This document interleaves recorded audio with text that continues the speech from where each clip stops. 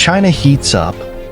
US, Japan, and Philippines unite to encircle allies, disturbing South China Sea.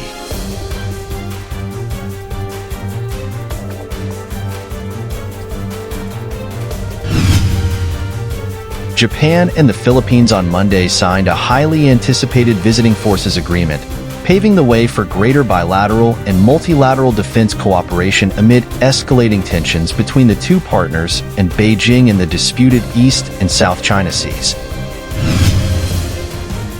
The Reciprocal Access Agreement, RA, was signed by Japanese Foreign Minister Yoko Kamikawa and Philippine Defense Chief Gilberto Teodoro in a ceremony witnessed by Philippine President Ferdinand Marcos Jr. at the Presidential Palace.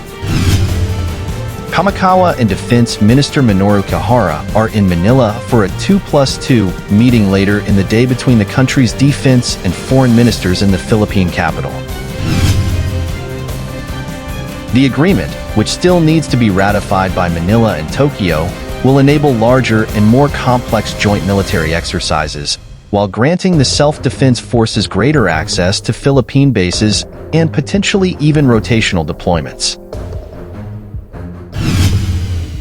The pact stipulates jurisdiction in the event a service member commits a crime or causes an accident in the other's country.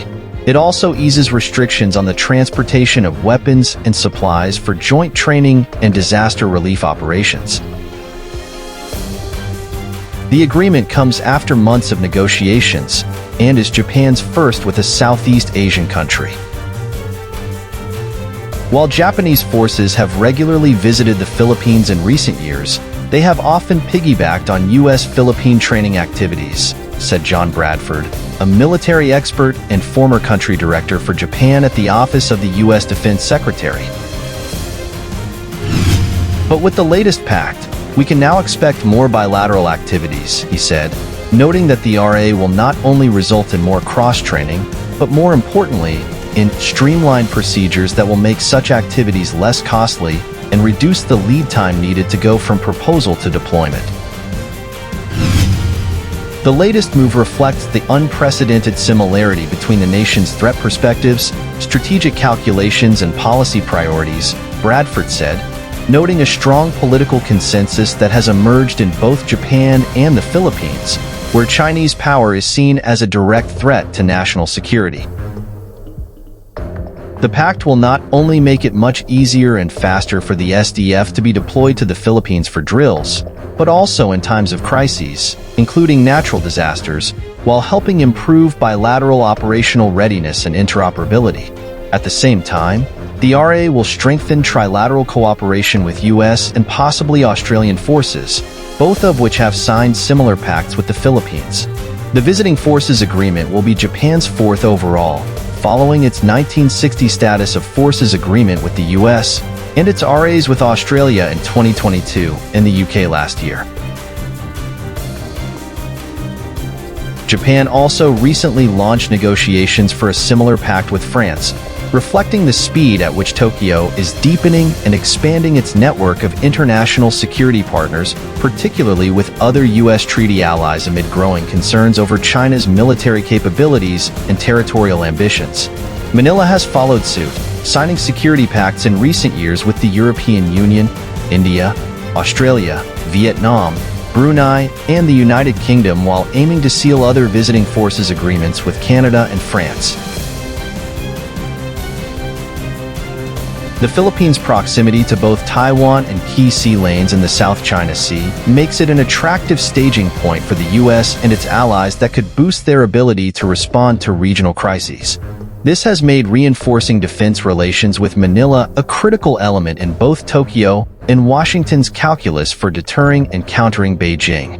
Conducting joint training and strengthening cooperation with the Philippines, which is located in a strategically important area and occupies a key position in Japan's sea lanes, and is also a U.S. ally, is of great significance to realizing a free and open Indo-Pacific, Kihara told a news conference last week.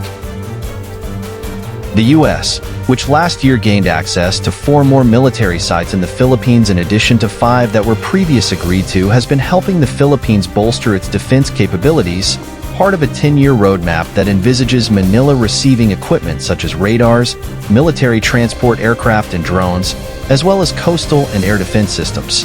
Japan has also expanded security ties, agreeing in May to provide a $415 million loan for the construction of 5 additional 97-meter-long patrol vessels for the Philippine Coast Guard.